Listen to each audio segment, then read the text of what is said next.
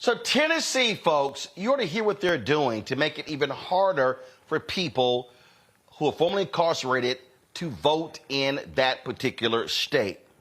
In order for someone with a felony to get their right to vote, they must first obtain a pardon from the governor or have a court reinstate their full citizenship rights, which includes the right to bear arms. Now, after fulfilling this, the person must then proceed with the certificate of restoration process to reinstate their voting rights.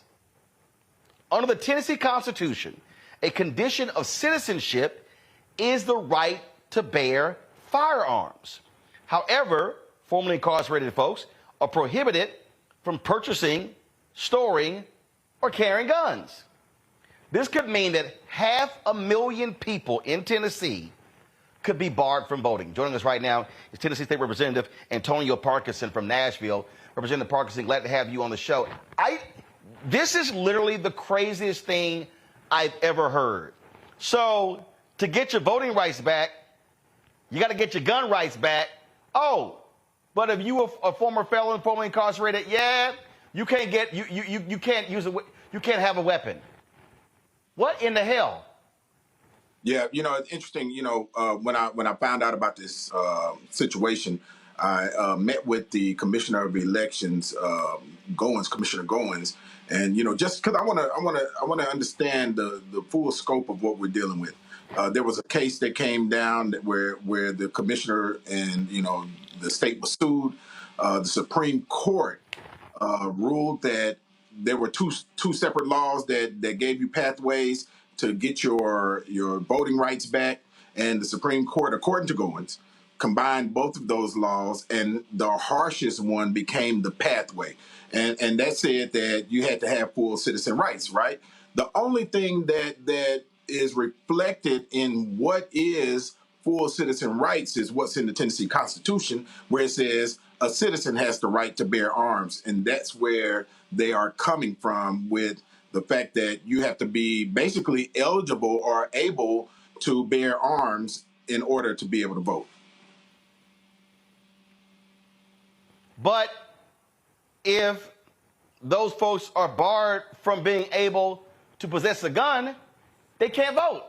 That's pretty much it. Now, some, if you get your felony expunged, you will be able to get the right to bear arms under some crimes, right? But here's what I suggested to the commissioner, because I'm looking for a fix, right? And so I said that we need to define what citizen rights are.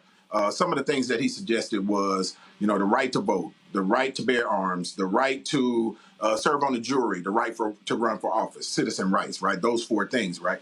But why can it not be that you can receive some of those rights back and not necessarily some of the others? Because like you just said, under some felonies, you will never, ever be able to vote.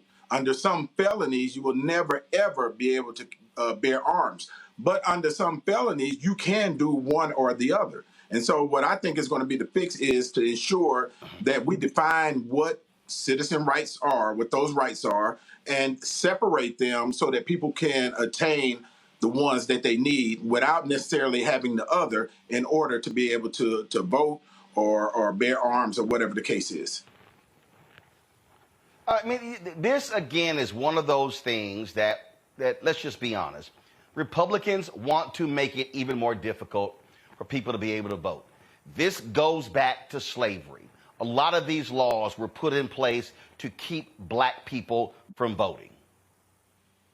I agree wholeheartedly, and it's to keep, not just black people, but Democrats or other people from being able to vote. There are so many, and this, Roland, there are so many different impediments, rather, to getting back to life once you've been incarcerated or once you've been given a felony. And this is another one of those impediments. And when this case came down, this came down as a ruling from the Tennessee Supreme Court that said this is how the law is interpreted.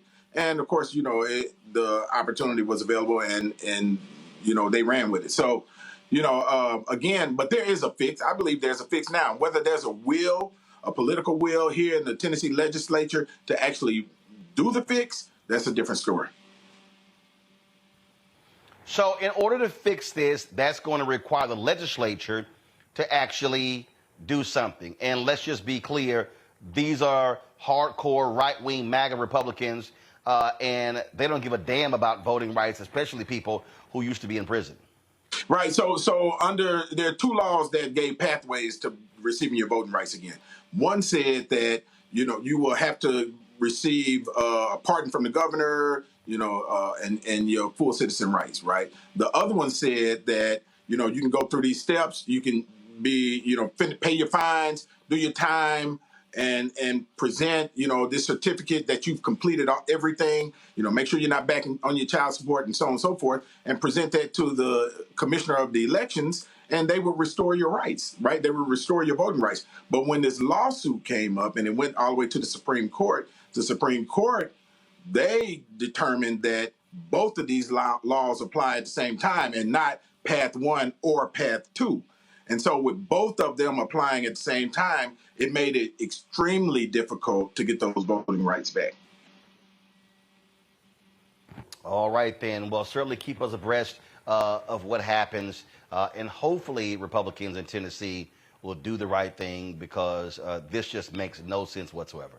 And let me say this lastly, Roland, I will be drafting legislation to be able to parse out those different rights afforded by citizens, so that those citizens that have received a felony can go after the rights that they specifically are eligible for.